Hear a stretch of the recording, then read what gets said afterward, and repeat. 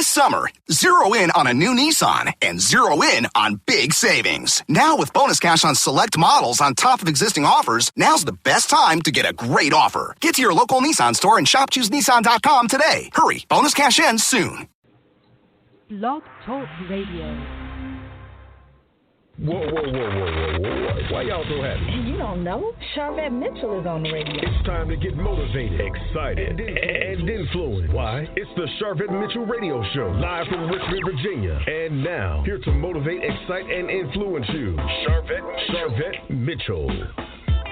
Well, hello, everyone, and welcome to the Sharvette Mitchell Radio Show, broadcasting from the capital city of Richmond, Virginia, but heard all across the World Wide Web. Hey, guys. Hey, dolls. Hey, gents. Thank you so much for checking us out here for another phenomenal show. I'm really excited to have all of our listeners that are tuning in. Listen, come on in. Y'all are coming in from Facebook and Twitter and Sharvette.com and our mobile app and all of our broadcast stations. We love you guys. We appreciate you for checking us out here every single week with this phenomenal talk show, if I say so myself. You know what? Listen, you got to toot your own horn. You got to pat your own self on the back, and that's what we're doing today. But listen, let me tell you of the guests that we have today. So my first guest is actually hanging out in the virtual green room right now, just ready to come up to the mic. We're going to be talking to author Teresa B. Howell. I am telling you what, listen, she is an exceptional children's director. She has 2 master's degrees in education and leadership. She has received numerous awards and accolades in her profession. She's dedicated really to mentoring and teaching students within the school system. But listen, she was born and raised in the church, y'all. And about a year ago, she decided to put together a novel, her first novel called That Church Life. And so, you know, she's seen some things, she's heard some things, and we're going to find out all about it. What's going on in that church life. I'm telling you what, you don't want to miss it. But then listen, you want to hang around for our second segment because I'm really excited about our second segment as well. We have another author, but listen, Robin M. Sample is joining us. Robin is an author. She's a motivational speaker. She's a sexual assault and domestic violence victim advocate. She's a community health outreach worker, a missionary and visionary. She is a lover of education as well. She is a 2-time college graduate with an AAS degree in paralegal studies from Chesapeake College and a BA degree in psychology. But guess what? She wrote a book. She started writing years ago, journaling, and that gave birth to her first book called When I Stopped Being Angry with God. When I Stopped Being Angry with God. Oh, wow. So you know that's going to be deep. We got to hear all about it. And that's coming up in our second segment with Robin M. Sample. So listen, we're ready to jump right on into our first segment. Hello, welcome. Hey, Miss Queenie that's hanging out in the chat room already. We're glad to have you coming on in. And we want you to go ahead and tweet it out. We want you to go ahead and Instagram it out and tell them what you're listening to. Tell them, go ahead and tune in to the Sharvette Mitchell Radio Show. All right, so let's move right on into our first segment. Again, I'm bringing up to the mic Teresa B. Howell. I'm telling you what, That Church Life. Listen, this book has 3 characters. I want to hear all about them. Natalie Freeman, Missy Jones, and Melissa Hanks. 3 best friends, church gals, but you know it's going to be some more stuff going on when you talk about That Church Life. So go ahead, listeners, put your virtual hands together and welcome Teresa Howell up to the mic. Hello, Teresa. Welcome to the show. Hello. How you doing? I am awesome. How are you doing today? I'm doing all right. Glad to be on your show. Yay! Yay! Glad to have you here. Oh wow! So let's jump in. You know what? I'm telling you. I know growing up in the church, seen a lot, heard a lot. It's a whole lot of stuff going on. But talk to us about what was the catalyst that said, okay, I want to actually write a book. I want to write a novel about that church life. What was that catalyst that made you do that? Well, I've been in the church all my life, and I've seen a lot of things.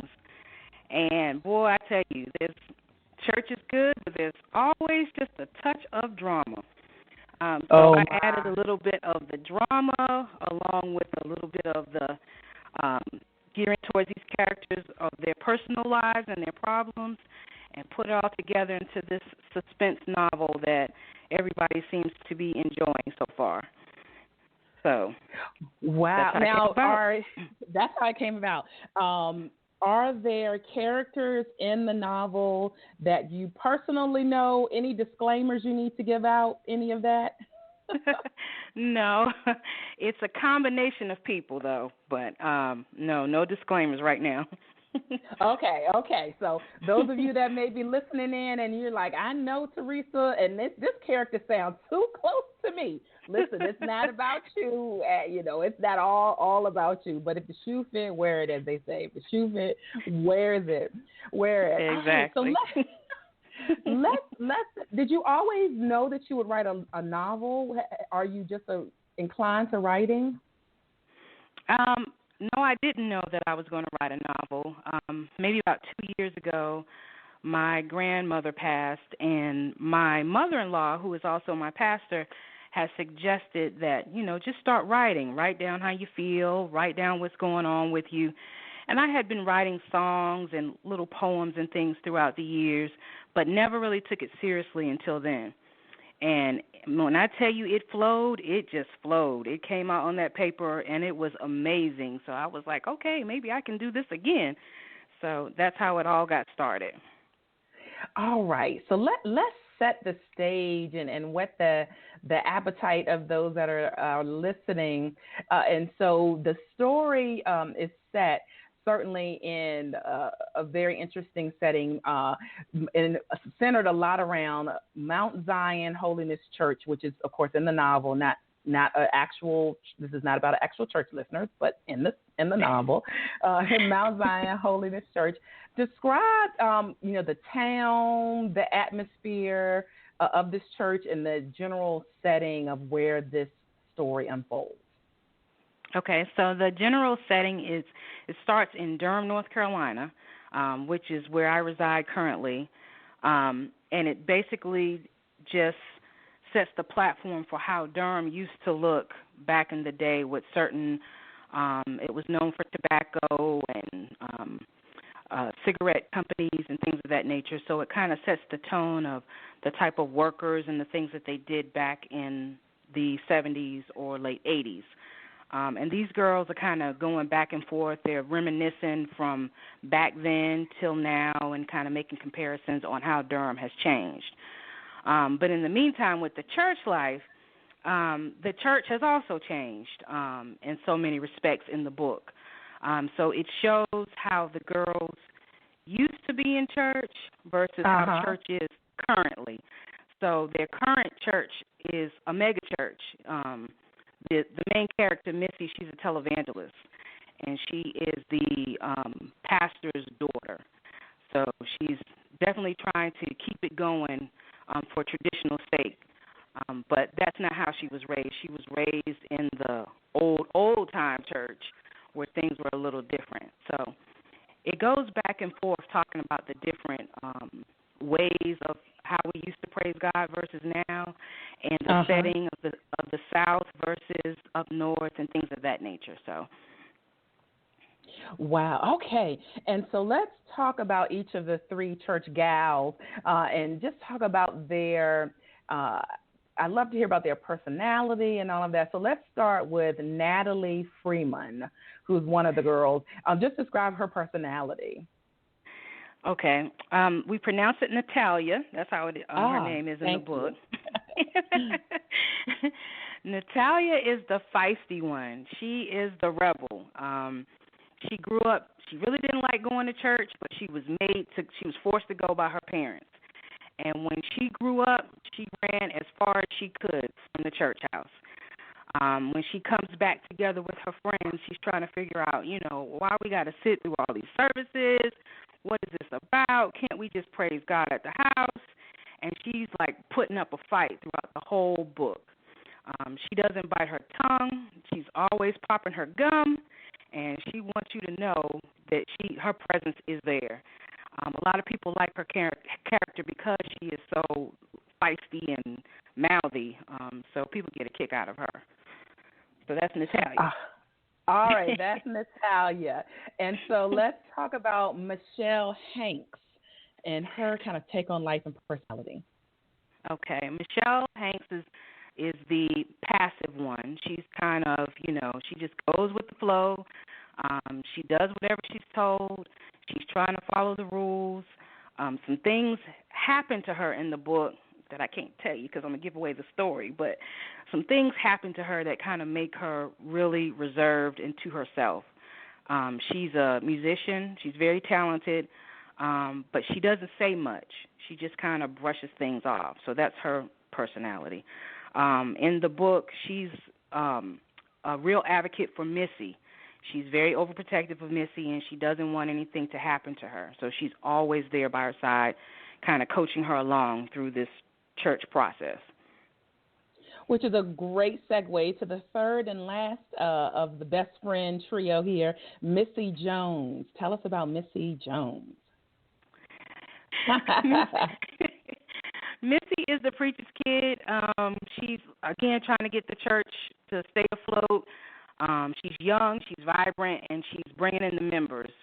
However, Missy is in love with the organist, and he is really a hot mess. He is just someone that keeps up a lot of drama in the church, but she just can't get away from him.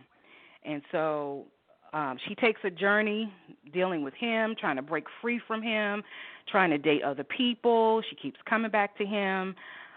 She ends up going through some abuse with this particular boyfriend, and it's just a lot of things that happen with him. And in the end, all three friends, along with the preacher, the father of the church, a couple other characters come together, and somebody gets murdered in the pastor's study. Oh, my. Yeah. Whoa. Okay, and so I could imagine, so there's a lot going on. I can imagine people kind of picking up the book saying, okay, there's a lot going on. But listen, I actually jumped over to Amazon.com.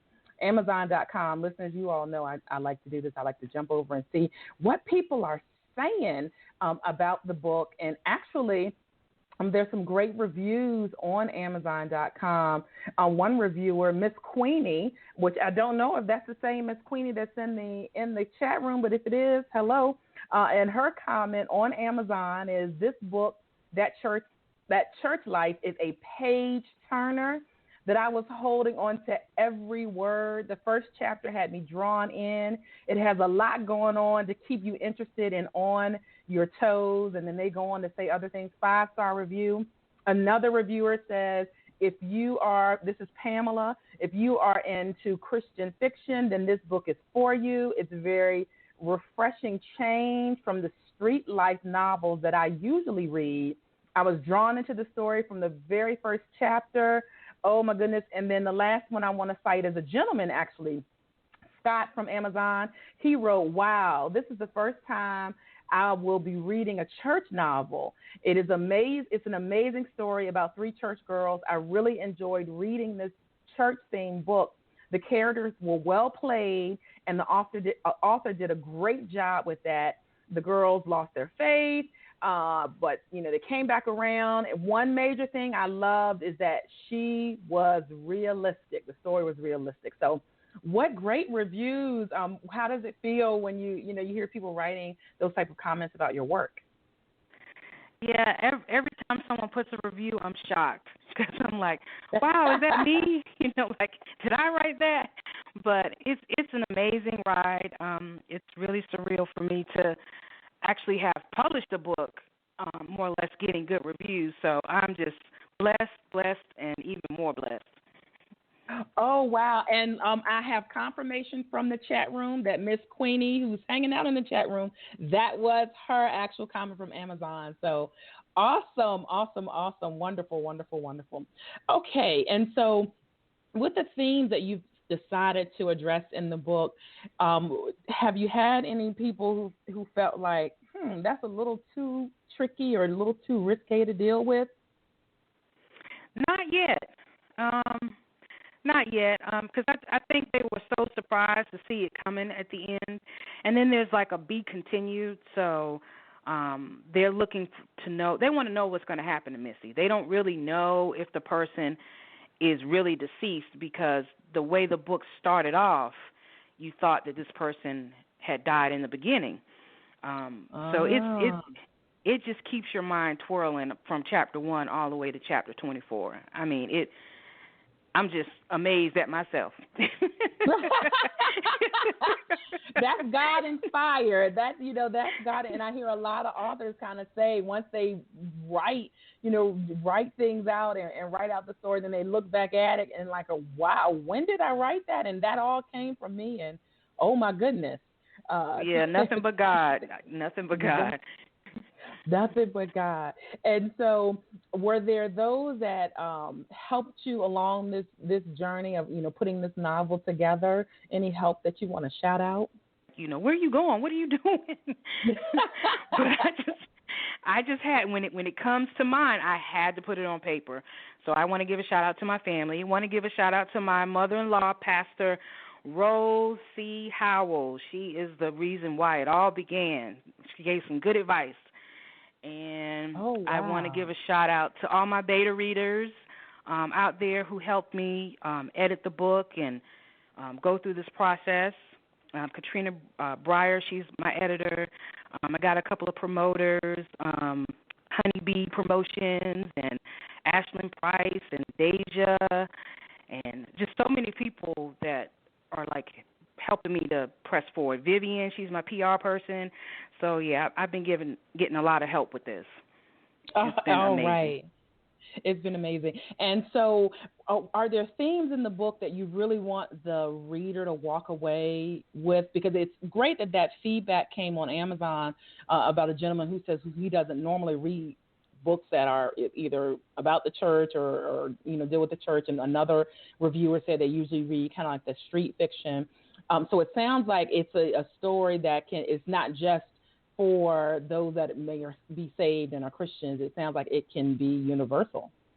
Yeah, it is. And I'm really shocked by the amount of men that are starting to read it, because I was a little worried about that at first. I was like, I hope this doesn't turn into like chick lit. But really, there's been a lot of men. Like my husband had someone he used to work with that gave me a shout out on Facebook about how good it was. And I'm like, wow, men are reading this book. So, that was awesome. So I'm glad that the men are coming aboard to kind of read what's going on in that church life. You know what? That is a real testament, because that's a real testament. Because I'm sure when you were writing it, usually, you have kind of like, okay, this is my target reader, this is my ideal reader in mind. And so you probably, I guess, you were probably writing it, thinking maybe more females are going to read this.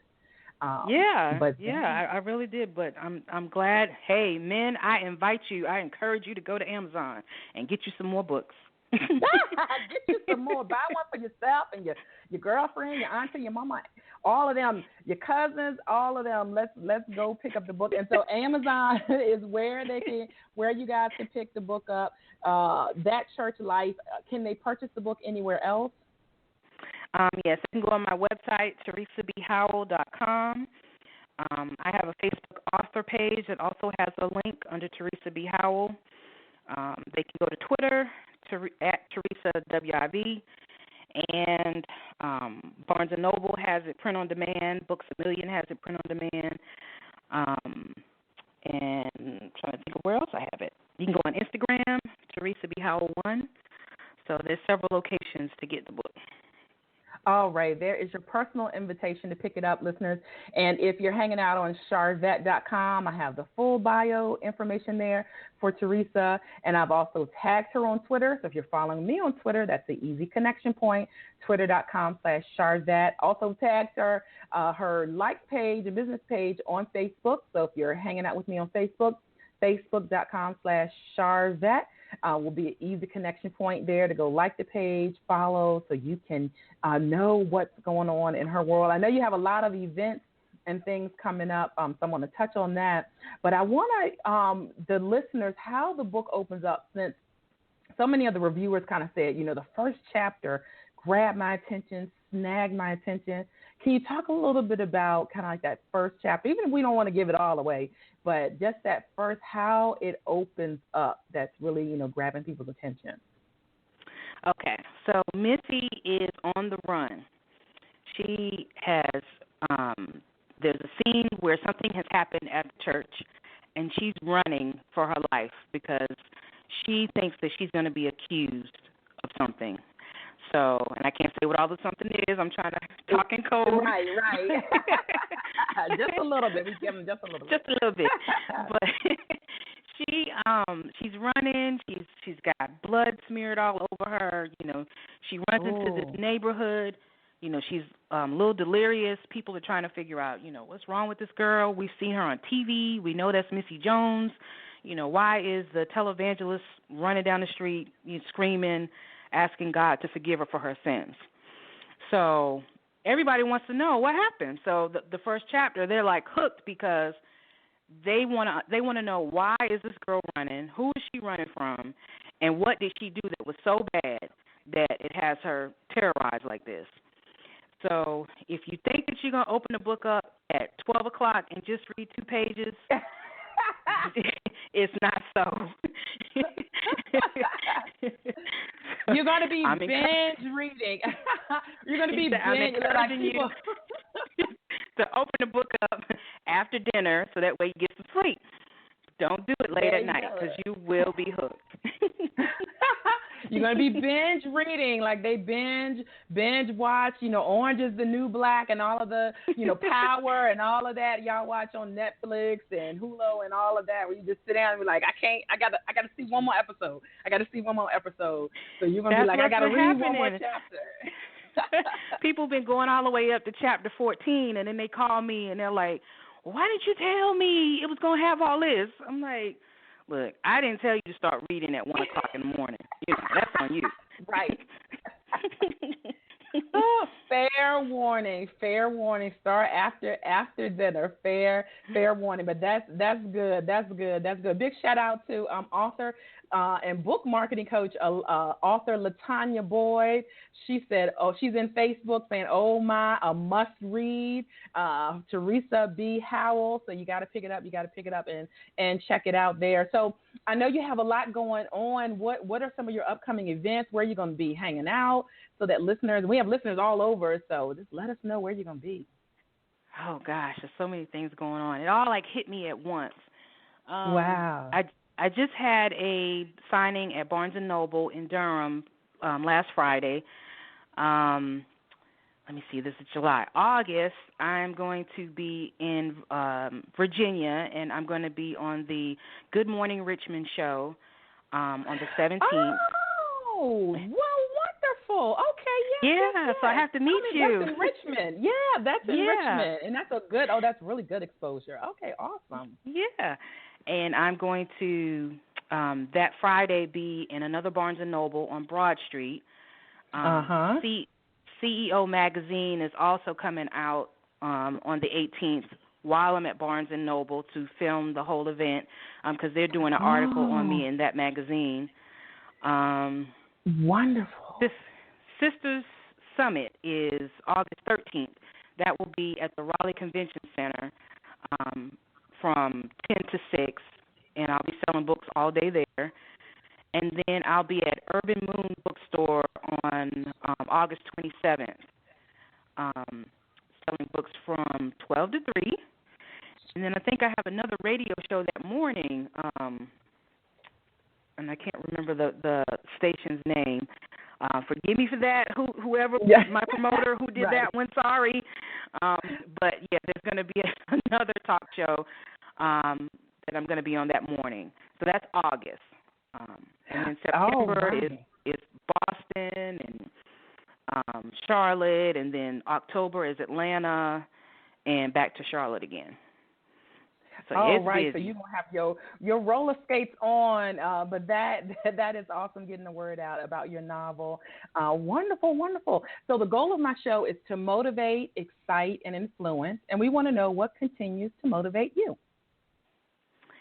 I get motivated by being an educator, being a mentor, and really showing God's love to everyone.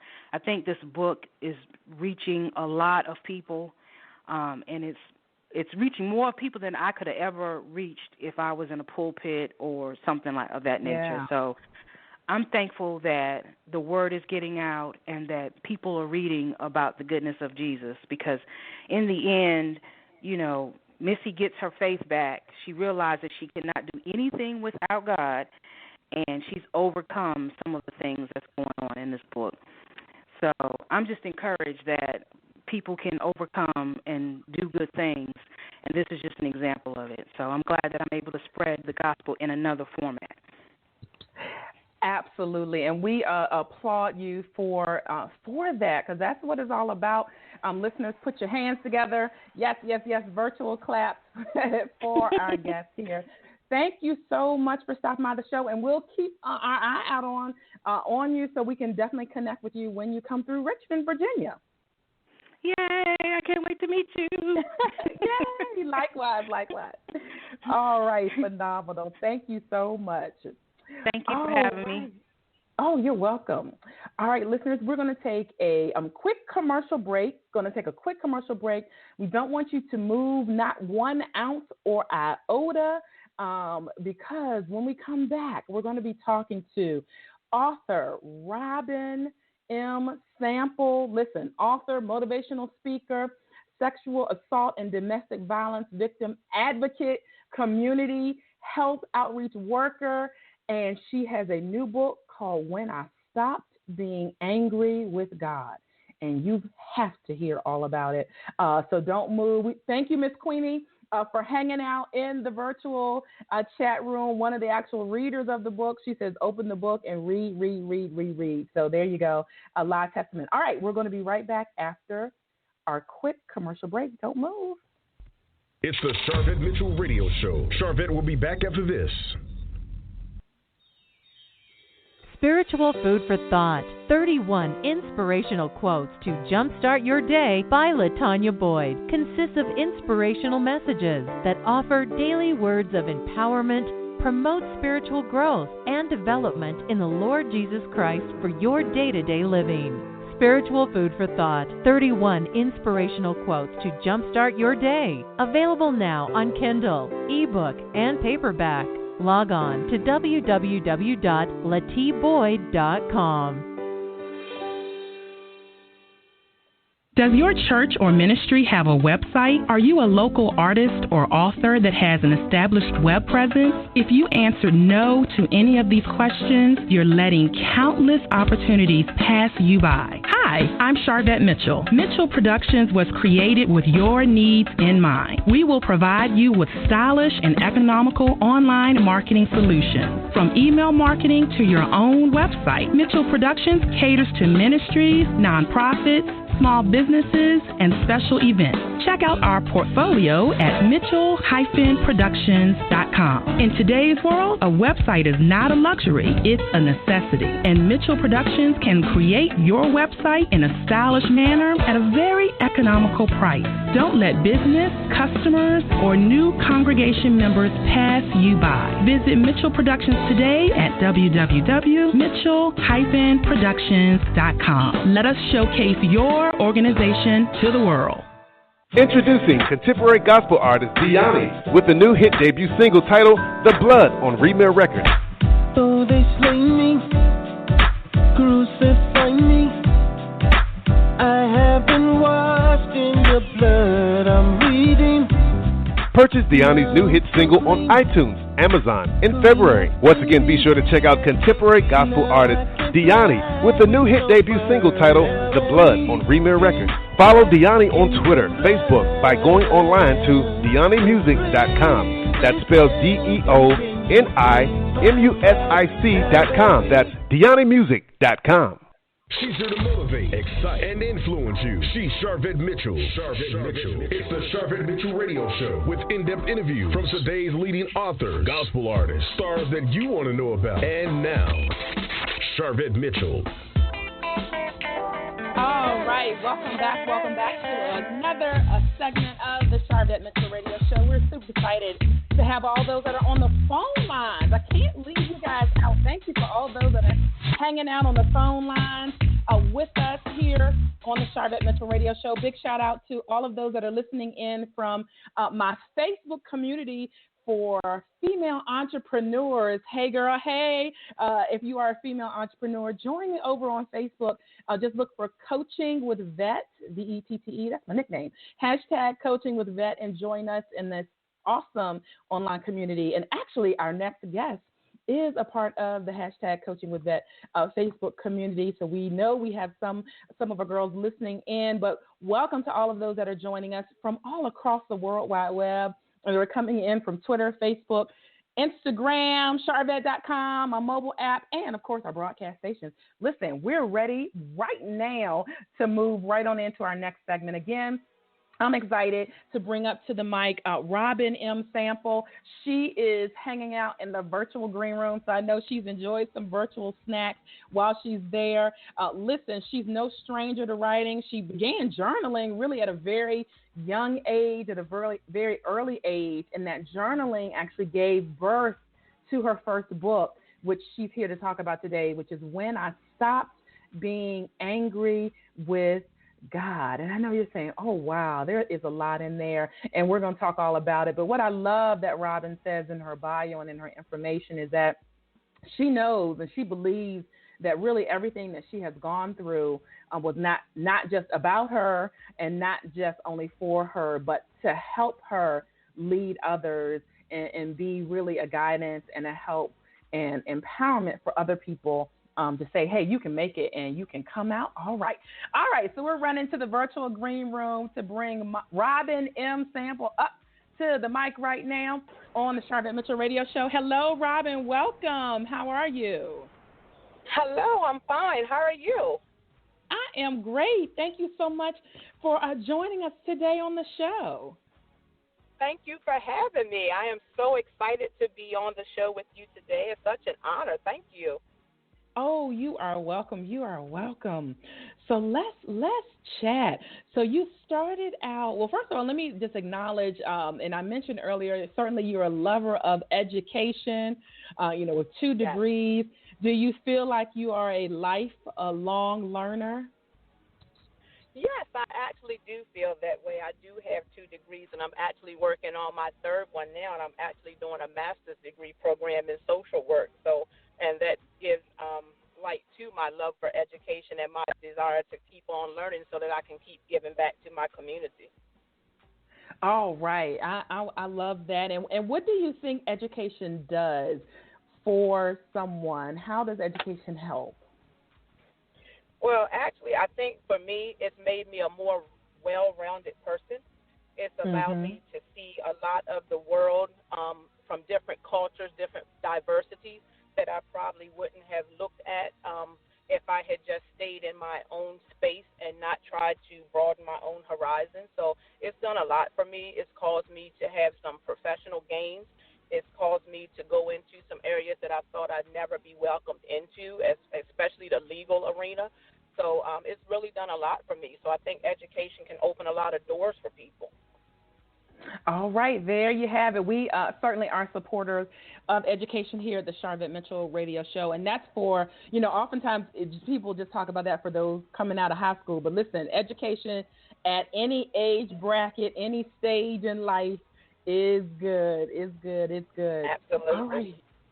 So tell us a little bit about all of the different types of really jobs you've been able to have that we call them jobs, but really, like they're really ministry, opportunities that you've been able to have. Talk a little bit about kind of your career path.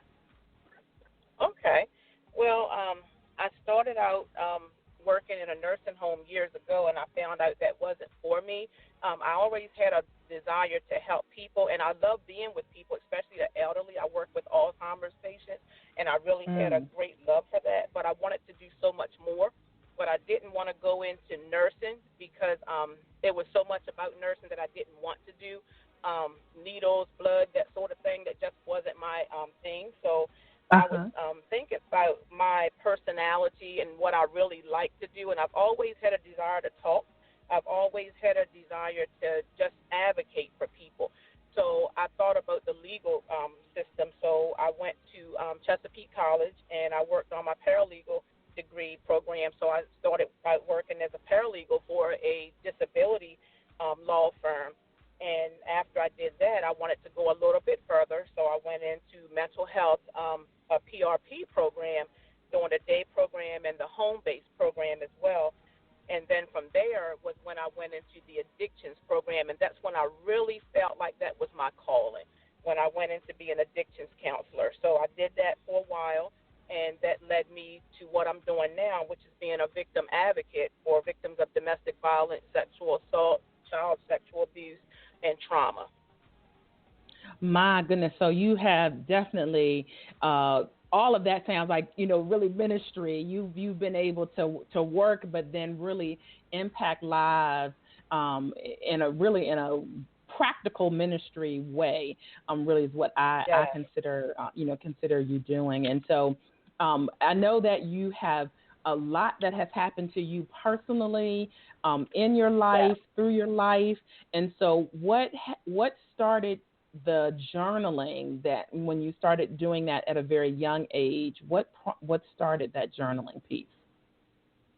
Well, basically I didn't feel like I had anybody to talk to, and that was because I was shunned a lot when I was younger, in school especially, and on the playground and Sunday school and Brownie, Girl Scout troops. Everywhere I went, I was teased, I was bullied because I didn't look like everybody else looked. I had nursing syndrome teeth, so my teeth were rotten in the front, and I was teased about that a lot.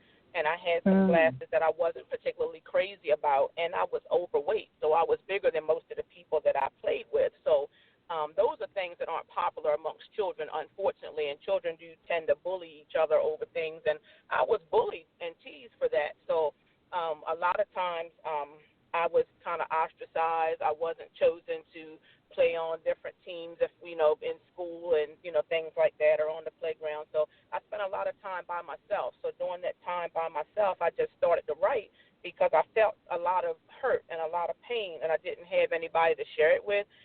So I just started writing. I got a spiral notebook, and I just started writing down what I felt, and it just, carried on from day to day to day. And I didn't write every day, but it was like at least a couple of times a week I was writing in my journal about what I felt. And most of those times I was crying because I was really hurt as a child, and I didn't feel like I wanted to bother my parents. They were busy. They were raising three of us children, so I didn't want to go to them, and I just didn't feel like I had anybody to talk to. So journaling just made me have an outlet where I could get all those feelings and emotions out without having anybody ask me any questions or tell me that I was wrong for feeling what I was feeling or laugh at me or anything like that. So it felt safe for me to just journal. Wow, a safe place. And so at an early age, you were introduced to the church by way of your grandmother, Laura, and then in quotation Bunch. So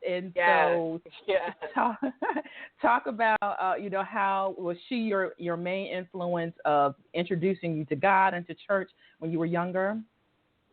Yeah, she was, because we always had a ritual where we would go to her house on Sunday mornings. My mom and my sister and my brother, we would always go there because my grandmom always cooked fried chicken every Sunday morning without fail. It didn't matter. She always had some fresh fried chicken. So always wanted to go there to eat the chicken, and I didn't want to go to church. I mean, I started out going, but I was teased there. Most of the children that I saw at church, I always saw on the playground and at school, so I started making excuses as to why I didn't have to go.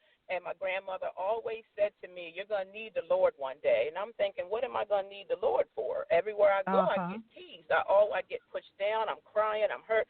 Everybody else seems to be happy. They're playing with each other, and nobody wants to play with me.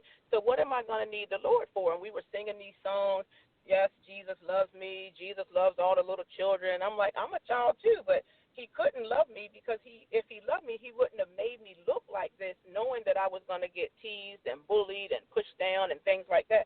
The God that she loved, she always talked about how he loved us and took care of us and provided for us.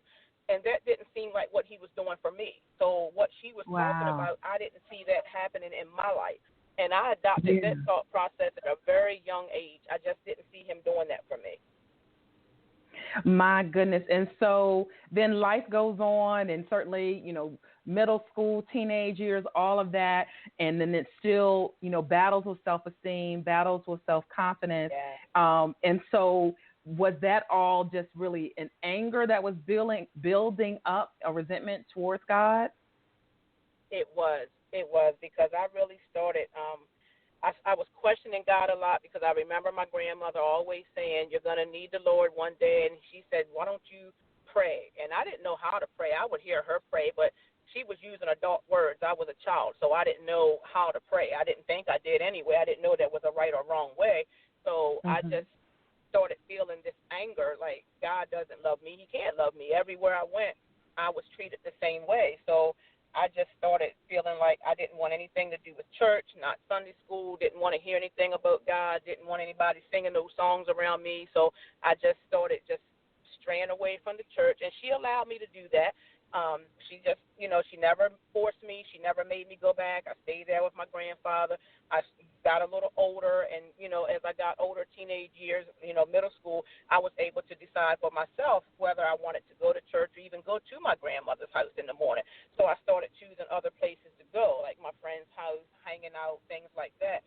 And it was at that time that I really made the decision, I don't want anything else to do with church. And the friends that I was hanging around with, some of them went to church and some of them didn't, but for the majority they didn't, so it felt safe for me. Again, I was always seeking that safe place, and it was safe for me to be in a place where I didn't have to, think about God, because my grandmother always wanted to have a relationship and wanted us children to have a relationship, and I didn't want that because I was angry with him at that time.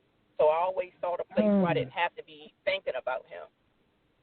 Wow. And so then other things transpire in your life. And listeners, you got to get this book. You got to pick up When I Stopped Being Angry with God. And so by Robin M. Sample. And so this title and this book, so we fast forward years, and you have these journal entries that you probably sat down and looked back and said, okay, this can help somebody. When did you holistically see everything that you had gone through, all of your journal entries? This is a book. When did you first kind of see that? When I became an addictions counselor, because the people sitting across from me, my clients, they didn't look like me physically, but they looked like me emotionally. So what they said to me, they sounded like me. I kept hearing my life echoing back at me. And the two things that were the common denominators, I didn't know a lot about them, but what I did know a lot about was hurt and pain. And that was the common denominator. And that's what drove me to alcohol. So I didn't, really care what their substance of choice was. But what I figured for myself was nobody wakes up with a 5-year plan to be addicted to any substance. Something happens. Life happens. And then the substances come in.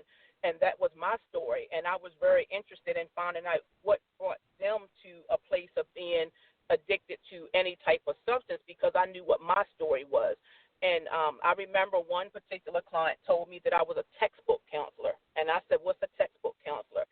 And he said, you don't look like you know anything about drugs. You just kind of went to school and you got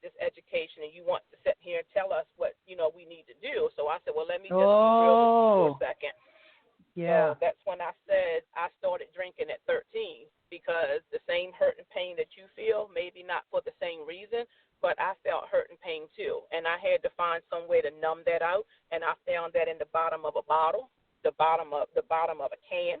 Anywhere I could get some alcohol, it numbed me. So it numbed all of my emotions, all of my feelings, and I felt better. I finally felt good about myself when I was drinking because I didn't have to think about anything. I didn't have to feel anything, and my reality became my own sense of reality. I made it what I wanted it to be. So I didn't have to deal with the reality of life that was going on around me. So I was in my own world every time I had alcohol in my system. So that became my being at 13, and it just carried on into my mid-20s, and that just became who I was. So when I started talking to these people, I could really relate to what they were talking about because they had dealt with hurt, pain, abandonment, rejection, trauma, loss, grief, everything. The same things that I had dealt with, they had dealt with. And I kept saying, I have all these journals, and I remember feeling the same way at these different ages. And I kept saying, you know what, I could write a book about my life with all the stuff I've been through. And I just kept saying it. And then one day it really manifested in my spirit. I could really help someone because I want to do more than be a counselor. I want to motivate people. And that's where my dream started being birthed, that I wanted to be a motivational speaker. My goodness, when I stopped being angry with God, listeners, pick that up, Amazon. Also, Robin, any other places that they can purchase the book? Yes, it is available at Barnes & Noble, so it is there. And I do have also on my book launch page, they can go on there and order it from there as well because there is a link on there that you can get it. It's still Amazon, but it is on my book launch page, and that's https://r sample when I stop being angry with God. All right, there you go. And some reviews, 5-star reviews from Amazon as well. Viola wrote, wow, this book is phenomenal. This is a great resource for victims of domestic violence and sexual assault. I would recommend this to advocates working with victims as well. Another reviewer from Amazon, Rosalind, said, very good reading. The story held my attention throughout the whole entire book. So there you have it. There you have it. Awesome. Yes. And the book is broken down, a lot of interesting kind of titles throughout the book that's kind of walking through your life. But what would you say, and we certainly want people to pick up a copy of the book, if there is someone listening who's saying, I'm kind of angry with God. I feel some of the things that you mentioned. I don't really see how he's really working in my life. I don't see how things are working out. What are some of the first initial things you would say to that person? Well, the first thing I would say is this. If you're angry with him, that means you're already in a relationship with him, because you can only be angry with someone that you have some sort of relationship with. And it took me a long while to figure that out, because I didn't think that I had any connection with God at all. But to be that angry and be that passionate about anger, that means there's some sort of a connection. So there's a connection there. So I had to work backwards from that anger and start finding out why I was so angry. The same way we have to do with people. When we get angry with people, we have to figure out why. What happened? Something happened to cause that anger. So I had to start working backward. And in that, and it's in the chapter called Epiphany is when I talk about that. And that's why it's called Epiphany, is when I started realizing that, you know what, God is actually doing something in my life, and he always has been. Because with all the things that have happened, with all of the alcohol dependence, the sexual assault, the domestic violence, the rejection, the abandonment, the low self-esteem, he always had his hands on me, because it could have been a whole lot worse than what it was. Because in honesty, I should have been dead and gone with all the stuff that I've done and all the stuff that has happened to me. 3 suicide attempts, and it never worked. I mean, a lot of times people do try to commit suicide and it doesn't work, but with 3 attempts, usually it happens. My God. And 3 attempts, and it never happened. So that means he had a calling on my life, but I didn't see that because I was too by my anger. so I had to figure out why was I so angry, and I had to start looking at myself. And I had to start looking at things from God's eye. And I kept hearing my grandmother's voice echoing in my head because she passed when I was 18. And I was really sorry when she did pass because I wish I had spent more time listening to her and talking to her. But the time that I did, I'm grateful for because it did stay within my spirit. So I heard her voice echoing to me when she said, you're going to need the Lord one day. And I figured out what she meant because I did find out that I was going to need him one day. And that's in the chapter Epiphany, was when I sat down at my table and I really had a real conversation with God, and I started just asking him questions. Why did you bring me into the world knowing that I was going to look the way I look? Why did you know that I was going to be teased, I was going to be bullied? Why did you know that my relationship with my father was not going to be a good one until he was about ready to die? He passed away when I was 25, and we had the most heartfelt conversation like just months prior to that, and I needed so much more from my father, and then he took him. I was so angry about that, and I asked him those questions, and it wasn't until I stopped talking that I heard God speak to me, and that's when I finally heard him say to me, this is not about you. It's not about you, and I didn't understand what he meant. I couldn't understand it. It didn't come to me right away, but I kept hearing him say it's not about you, and I'm thinking, well, who is it about? And I kept asking. I started going to church, and, you know, I had not a church home, but I had a church that I went to regularly, and a lot of the older ladies there, they embraced me, which I'm grateful for. And when I was there one day, one of the ladies saw me sitting in my pew doing the altar call, and I guess she saw me struggling, wanting to get up, but I couldn't get up, and she grabbed me gently by my hand, and she took me to the altar, and I had the most beautiful, open, heartfelt prayer with God. It was the conversation that really opened my relationship with him, where I started allowing him to work in my life, talk to me. I listened to him, and I started allowing him to guide my life at that point. And everything didn't change for the better, but everything started making more sense to me at that point. And I stopped. The anger didn't go away eventually, but it started to kind of go away. And eventually, over time, the anger went away, and I started looking more at me, trying to work on me, and not trying to blame God, because God brought me here, and he knew what he was doing. He didn't make a mistake. He never makes a mistake. Nothing catches him by surprise, and nothing happens by accident.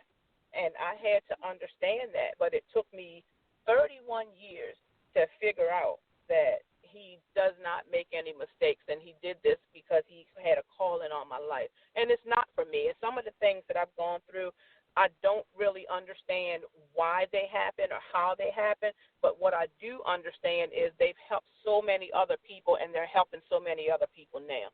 And that's the beauty of why I feel like now my life is not for me. My life is not my own. And God could have used anybody, me, and I'm grateful for that, because that meant everything I went through is for God's purpose, and that's a blessing within itself. And I can't complain, because God gave up his only son, and Jesus hung and died on a cross. That is pain that none of us have ever imagined. So why would I complain about the pain that I felt? That pain is minimal compared to what they did for me. So if my life is going to birth me being a motivational speaker for people who have gone through or going through what I've dealt with, I count it all joy. I have no regrets at all, and I wouldn't change a thing about my life. My God, listeners, Robin, listen, I am telling you what, you are ready for center stage. You are ready for center stage, because people are looking for authenticity. They're looking for realness, and they're looking for someone to say, I was where you are. Just like that gentleman said, he thought you were reading out a textbook and just teaching, trying to give him guidance on something you read. But you are the VOE, as one of my pastors says, the voice of experience. And so experience has taught you. Yes. Praise God, and may you continue to, have doors open, and that this book really be an avenue for you to continue to get your message out to the world. If there's someone listening saying, "Oh, you're welcome," if there's someone listening saying, "I want to have her come, to my event or what have you," how can they contact you? Well, they can contact me. I have Latanya Boyd. is my marketing and empowerment coach with the Rock Your Book family, and she schedules things for me so they can get in touch with me through LaTanya, because she schedules everything for me, so she handles all of that for me. So they can definitely get in touch with LaTanya Boyd through Facebook or on her website, and she'll be more than happy to schedule anything that I'm available for. I have a couple of things coming up right now, but if I'm available, I'll be more than happy to speak. I'll do book signings, whatever it is that I need to do to get my message across. Amen. And listen, we have some shout-outs from Facebook. Tamika Hall, who designed your book cover, she is on Facebook. She did a phenomenal job. Yes. Yes, she's on Facebook saying, "You better say that, Robin. You speaking good." So she on Facebook testifying. So that's Tamika. good. Awesome. And listen, LaTanya Boyd is over here on Facebook as well, just capturing some awesome quotes, real life quotes that you've been saying. And one thing I want to reiterate what she just said: if you're angry with God, that would mean you do have a relationship with God. So that's something that's pretty powerful there. That's pretty powerful. All right. And so the goal of my show is to motivate, excite, and influence. And we want to know what continues to motivate you. Well, there's two things that motivate me. Every morning I get up and I read a passage from this book called Jesus Calling, Enjoying Peace in His Presence. And it's a passage every day that directs and guides my life, and then it directs me to Scripture. So I carry that with me throughout the day, and that motivates me, that inspires me to get closer to God, to be more like Him, to walk like Him, to talk like Him, to treat others the way that He would want me to treat others, and just, start walking in His destiny that He has for me. And then the second thing that motivates me is being around people who are like-minded, or who want to, move forward and achieve goals and do things. When I see other people reaching goals or achieving goals or reaching for goals, that inspires, that motivates me, because that makes me want to push harder, especially when I see someone else that is doing something like what I'm doing, or any type of goal. If you have anything that's going on in their life and they feel like they want to press forward, and I can see that and be a part of it and witness it, that's motivation for me, because that lets me know I can keep going with what I'm doing too. All right. Well said. Well, I'm telling you what, while you're getting your motivation, you're motivating other people. And it's just exciting to see. You. Oh, you're welcome, to see just the love shown, even when you were, posting information about being on the show today, just so many reaching out, just showing love on Facebook. So hello to all of those that are listening in the chat room, on the phone line. That is such a blessing. Showing some love. Any other shout outs you want to give for people that have, just kind of helped you get the book out and launch things off? Yes, LaTanya and Tamika have been phenomenal. I mean, very instrumental in all of this. When I talked to Tamika and I told her that I had a dream of writing, she said, "Okay, send me what you have." I sent it to her, and the moment she read it, she called me. She said, "You have a book. This is it." And I was beside myself. I'm like, "Now?" She said, "Now, you are ready." When it got forwarded to LaTanya, she said the same thing, and I'm like, oh my goodness, I couldn't believe I had gotten that immediate response. And then I have to look to my family, my children, because my daughter and my son, they were there with me during a lot of the stuff that happened. And my son remembers a lot of the trauma that I went through, but in spite of that, he still supports me, and that I've written the book in a way that it's not so that it would hurt him.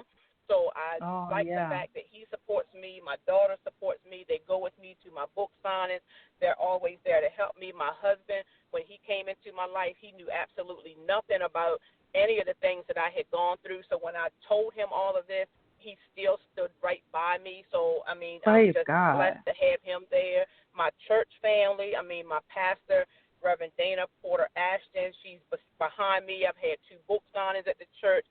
She's just motivated me. My whole church family is behind me. My previous pastor, Reverend Sandra Brown Stanley, she motivated me.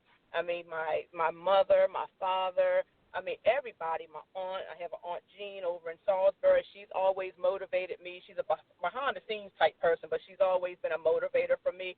So basically my family and everybody who's come to support me now, Tasha Wilson, who's also an author, she was the one who gave me Tamika's information, and she did not hesitate to do that, and she's been supporting me ever since. I mean, I just have so many friends. I mean, there's Janine, there's Vanita. I mean, there's so many people. There's Wendy. I mean, we grew up together, and when she read the book, she said, I thought I knew you, but now I really know you. And I said, yes, you do. And she still, none of them ever stopped being my friend because now they know the real me. So that's phenomenal for me that my friends actually know who I am now and what I've been through, and they still love me like they did before. So that's a blessing to me. Hey, man, I mean, shout out to your family, your children, your husband, your friends, all that entire support system. I am just, I just think that just shows God's love, how he allows people to love us and embrace us and support us. And that's just his love embedded in their lives to show us love. So we shout them out. That's awesome. All right, so one last time, tell listeners how they can get a copy of your book. You can get a copy of my book by going on Amazon, or you can go to Barnes & Noble, or you can go to Book Launch and look up R Sample, and you will see When I Stopped Being Angry with God. All right, there you have it. There you have it. Robin, I'm so glad we had a chance to feature you on the show, and just wishing you much more continued success and all that you're doing really to give back and help people. Thank you so much. I so appreciate this opportunity. It's such a blessing, and I do appreciate it. Thank you so much. Oh, you're welcome. All right, listeners, guess what? That's going to be a wrap for today's show. Check back with us next week. As always, go to Sharvette.com. You can jump over to Sharvette.com and find out everything you need to know about all our upcoming shows and guests. We'll see you later. Bye. Live from Richmond, Virginia, you have been listening to the Sharvette Mitchell Radio Show. Connect with her at Sharvette.com. And until next week, stay motivated, excited, and influenced. The Sharvette Mitchell Radio Show. Signing off.